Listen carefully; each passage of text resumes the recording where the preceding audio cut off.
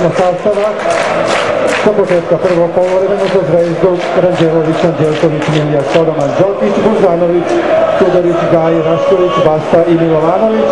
Za Vojvodinu: Kahiman, Stošić, Pekavić, Đurić, Petković, Kačar, Pantelić, Davidov, Tadić, Bujač i Despotović.